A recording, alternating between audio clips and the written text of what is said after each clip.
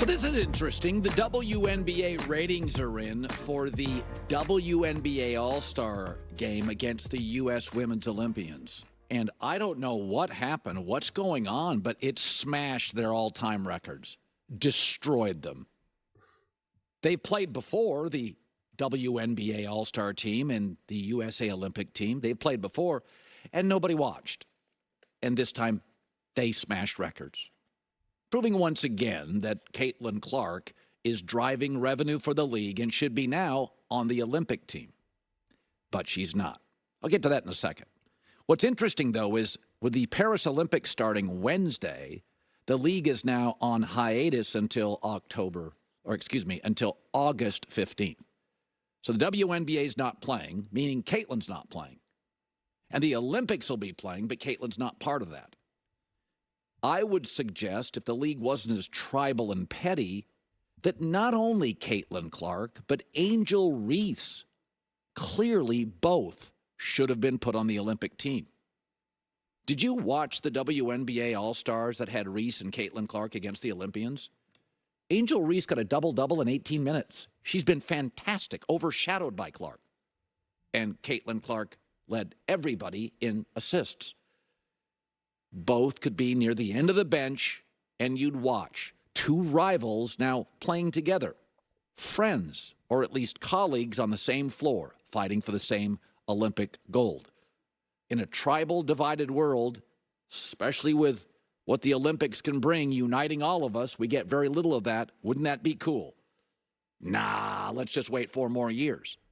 We've talked about Caitlin Clark being on the Olympic team. But why not Angel Reese?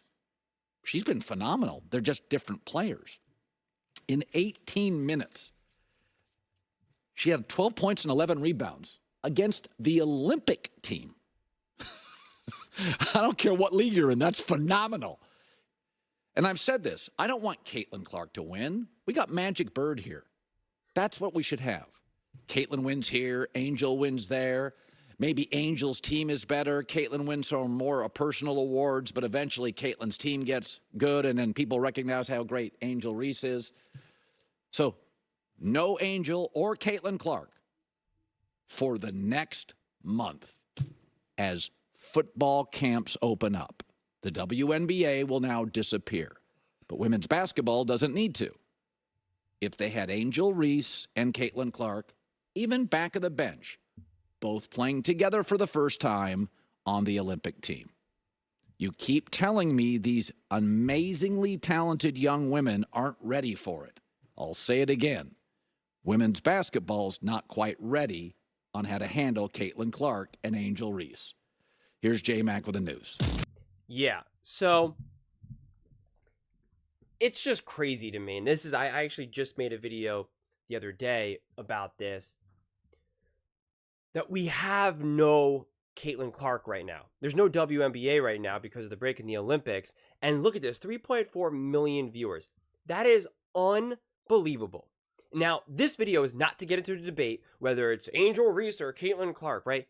It's Caitlin Clark. There is no debate, okay?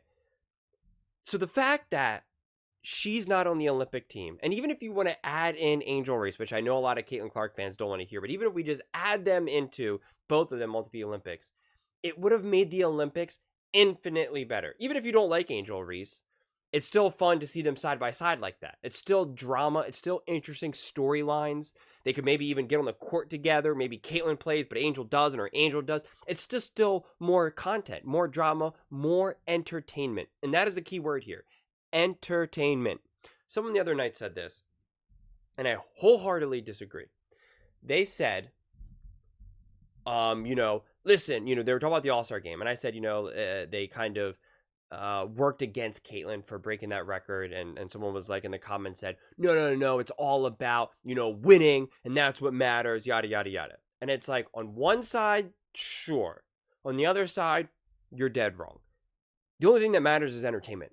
The WNBA doesn't have the luxury of necessarily just putting winning before everything else. It's what's entertaining. This is a dying league that Caitlin Clark has resurrected, okay?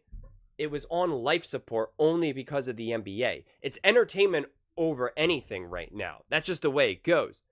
Fortunately for the WNBA and women's sports, Caitlin Clark also helps you win. So you don't have to pick. But if you had to pick, you'd have to pick entertainment. Because if there's no entertainment, no one watches. If no one watches, then these women don't have a job. There's no league to watch. There's no league to play in. It's that straight. It's that cut and dry.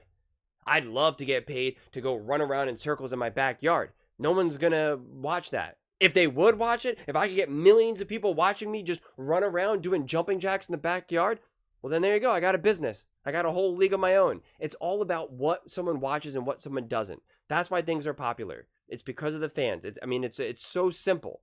So that's why entertainment matters over anything. People were not entertained by the WNBA. They did not care about any of these women, so they did not watch. Therefore, the league did not make money. People are entertained by Caitlin Clark because not only is she entertaining, but she's also an elite talent and she helps you win, which is why it's been a double, triple, quadruple impact.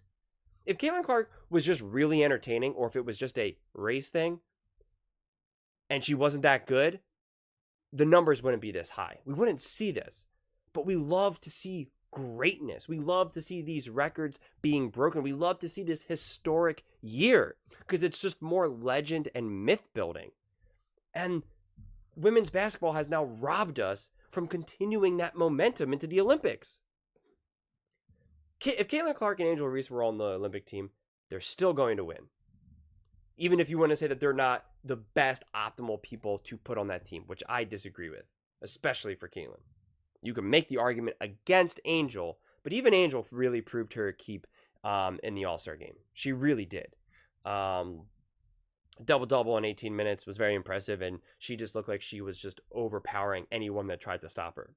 She's just a physically strong athlete, and that's what makes her, that's how she's made her way through women's basketball in the WNBA.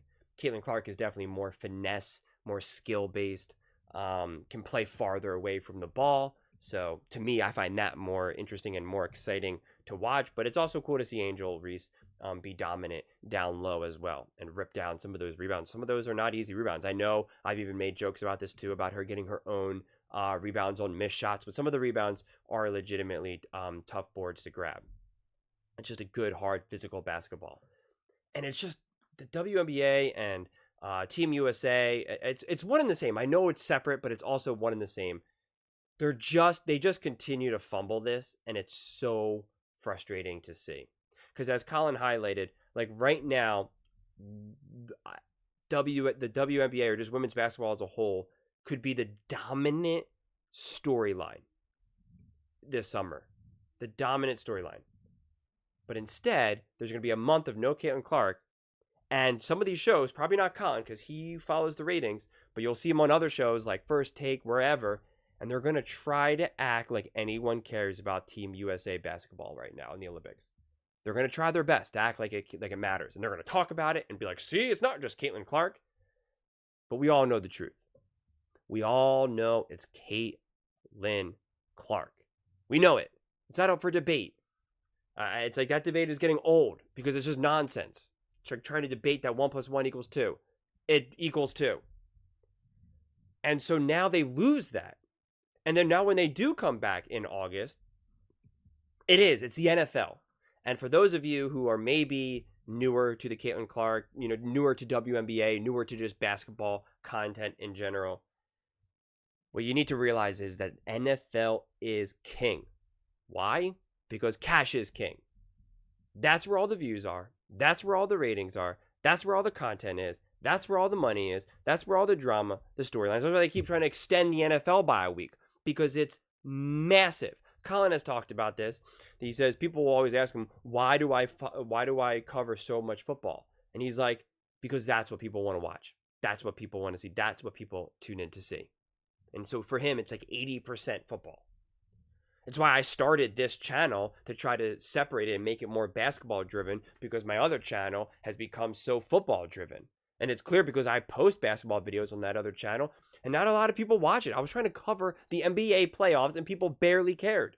They barely cared. I would get a video that has like 1,000 views. They just don't care. I make a football video months before, pre-draft, or even post-draft, and I get a video that's like 20,000 views, 30,000 views.